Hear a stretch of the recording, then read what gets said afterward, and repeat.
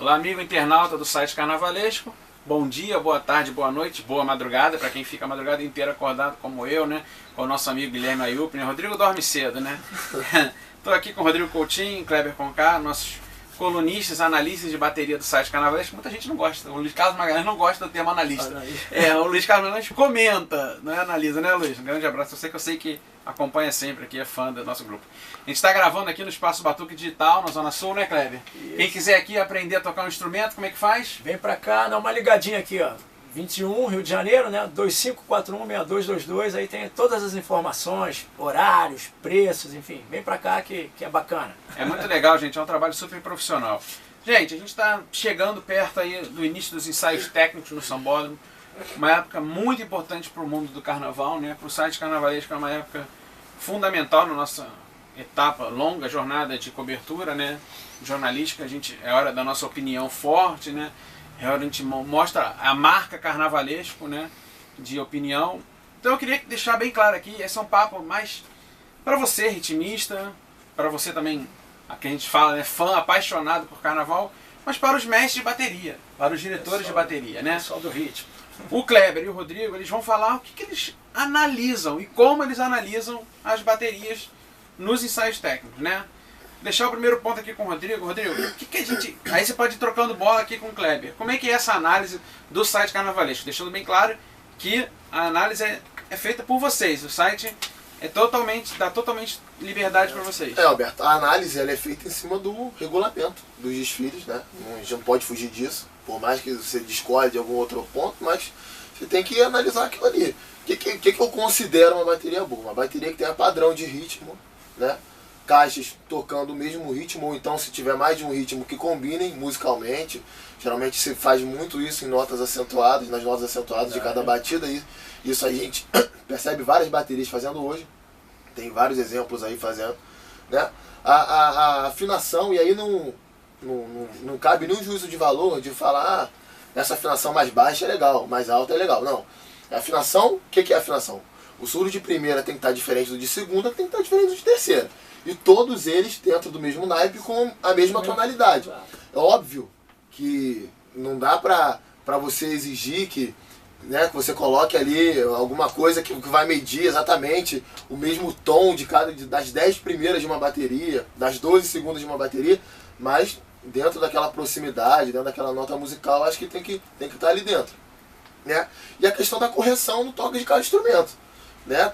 Tanto marcação, chocalho, tamborim, a adequação da bossa ao samba, se embolou, se não embolou. Então, questões que são julgadas pelos jogadores, né? Acho que não tem muito segredo sobre isso. Acho que quem não é bobo, entende de bateria, sabe de bateria, toca realmente, né? Saca alguma coisa, ele sabe perfeitamente quando alguma coisa não vai bem com uma bateria. Então, quando a gente aponta alguma coisa, muitas vezes a pessoa já sabe o que a gente vai escrever, né? Muitas vezes se faz de desentendidos, né? Fala, não, que não sei o que, mas, enfim, o que a gente perceber, a gente vai falar. Isso, essa análise é exatamente isso, em cima do regulamento, observando esses detalhes técnicos que o regulamento pede, como o Rodrigo já explicou, e detalhes de funcionamento da bateria ou não. Por exemplo, uma divisão de naipes dentro da bateria. Às vezes, vou dar exemplo, por exemplo, o naipe de chocalho, muita gente às vezes não percebe. O chocalho, na frente da bateria, ele é um naipe que ele corta a frequência de início do restante da bateria. Então, é um naipe, o chocalho vindo na frente, ele tem que estar perfeito.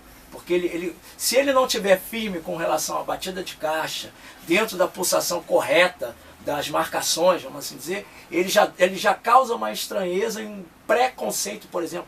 Ih, essa bateria já não está vindo legal. Então, às vezes a gente analisa, avalia isso. Outra coisa, hoje usam em algumas marcações nylon, couro. A sonoridade é diferente. Não é que esteja errado a afinação, mas te dá uma sonoridade diferente. Com certeza. Entendeu? Isso é um detalhe que contribui no resultado final da bateria. Vou fazer um ping-pong, uma para cada um, vocês vão falando. São perguntas variadas que vão vir na cabeça aqui, de coisas que acontecem, vocês vão falando como é feita a análise de vocês. Primeiro ponto, quando chove? Ver se conseguem ter a manutenção, aí sim, da afinação. A chuva, o que acontece para o pessoal no geral leigo? bateu no couro, muito mais nas marcações, tá? Nos outros instrumentos, o restante é com nylon, como a gente diz. Então, batendo no couro, vai molhando, o couro começa a ceder, ele vai baixando a afinação e perde. Então, o que o Rodrigo disse de início, a primeira e a segunda estavam diferentes de tons, vamos dizer, molhou tudo, vai ficar aquilo tudo com o mesmo timbre e caiu a afinação. Então, isso a gente analisa se eles conseguiram evitar que molhasse e mantivessem a afinação. Quando faz paradinha ou coreografia, como é que é a análise de vocês? Sinceramente, cara, pra mim a coreografia não influencia em nada no julgamento. Eu não tenho nada contra quem faça ou nada quem é a favor de quem não faça. Eu acho legal pro público, mas não pode influenciar na análise técnica, né? Isso aí, muitas vezes, a coreografia em alguns instrumentos, por exemplo, chocalho, é um instrumento que você tem que ter muito cuidado. Né? Pela forma que você vai atacar, que você vai tocar, verdade, a coreografia, você suja uma determinada bossa. Então, isso daí pra mim não tem muita diferença, sinceramente. Eu prefiro me ater ao ritmo. Eu acho que bateria é ritmo. Coreografia é legal pro público, mas pra análise do jogador não deve fazer tanta diferença, não. A bateria e o carro de som no ensaio técnico, como é que é essa análise de vocês? Aí onde tem que se aproximar mais, porque como o Rodrigo também citou de início, é diferente do desfile oficial valendo, porque aí não tem um som, a não ser a escola campeã que faz o teste, né, final. Isso. Mas aí é o som só, literalmente, a bateria com carro de som. Então é hora de aproximar. Eu vejo muito mais assim, a postura da bateria, posicionamento de naipe, você evitar de jogar naipes agudos para trás da bateria que interferem no carro de som. Então o carro de som precisa muito mais do andamento, daquela pulsação das marcações, ou por exemplo, um naipe de tantãs lá no fundo. É um exemplo, uma coisa que eu acho que não usam muito e que seria legal para uma bateria. Então esse casamento. Ou uma caixa de aro 14 maior, marcando mais andamento, com carreteiro, então é uma coisa que poderia ser utilizada também. Quando a bateria entra ou sai de um recuo, como é a análise? Vocês não ensaio técnico? Muitas vezes a bateria isso aí é mais perceptível no segundo recuo, né? Uhum. Porque existe um deslocamento maior de ar ali naquela região, então isso influencia na sonoridade da bateria. Eu, sinceramente, não me atenho muito a isso não, Alberto. Eu acho que se você for pegar na ponta do lápis ali, a grande maioria das baterias dão uma embolada, porque é uma coisa fisicamente impossível. Você está andando assim, um conjunto de 300 pessoas tocando e se movimentando, e de repente você faz assim. Então é uma coisa natural, e a bateria vai lá para trás, há uma perda de sonoridade para o resto da escola. Rearranja, reorganizar tudo, os instrumentos se movimentam dentro da bateria.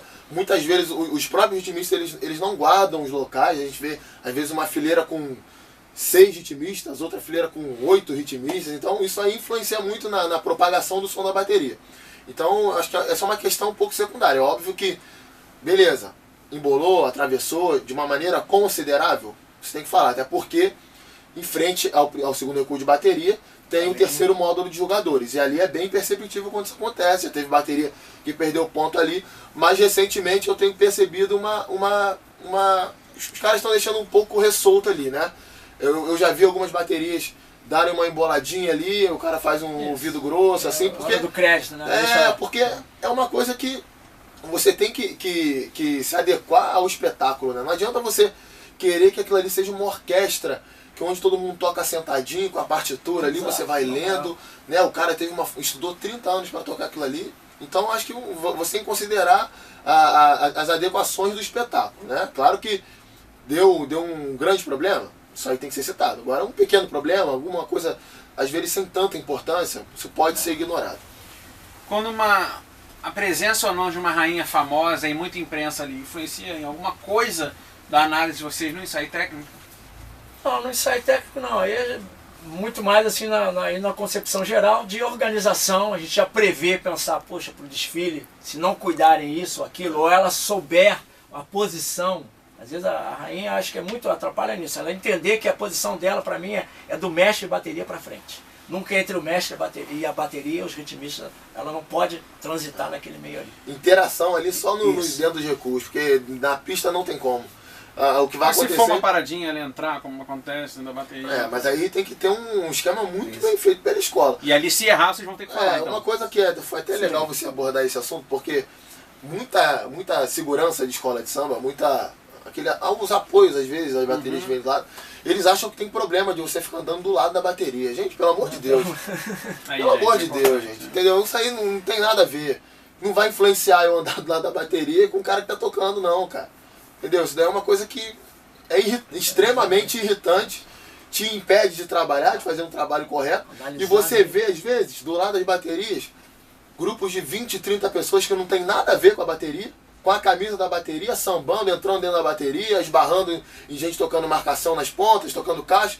E isso sim que atrapalha. A gente respeita. Isso sim que atrapalha. Até a nossa equipe de repórteres, né, que precisa passar, né, e tudo. Hoje a gente já vai avaliar realmente com calma, no critério e detalhe das coisas. Outro ponto importante, a bateria no ensaio técnico, não é que seja obrigatório, mas fazer a sua exibição para a cabine de jogador, mesmo que não tenha ninguém lá, vocês avaliam isso?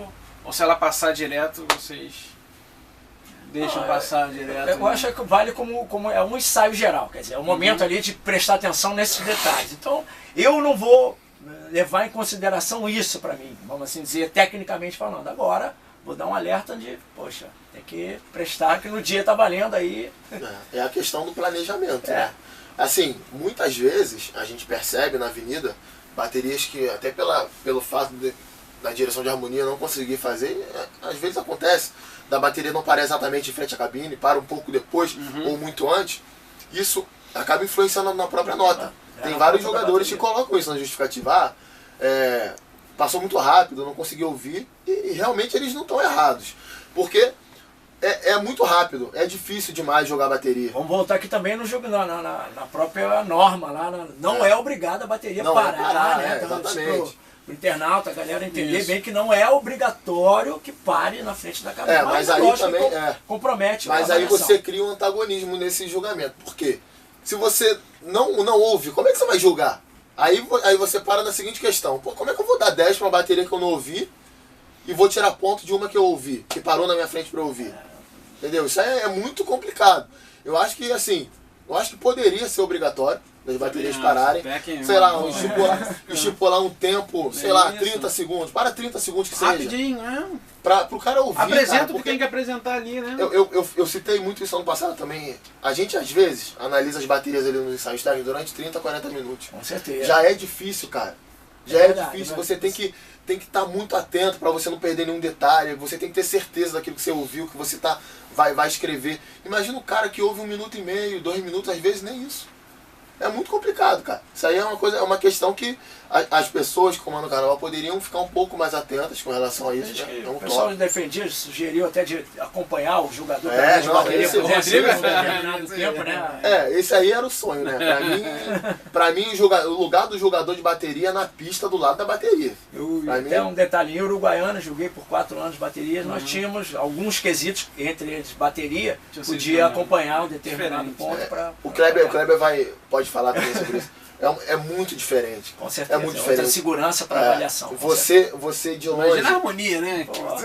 Você de longe, você não consegue, às vezes, detectar lance de afinação de surdo, exatamente. Porque tem muita coisa no meio do caminho. Às vezes tem caixa de som que não é desligada, que permanece ligada, né? E a bateria está tocando, a caixa de som está tocando. E eu acho interessante quando o jurado ele vai para frente assim e fica tentando...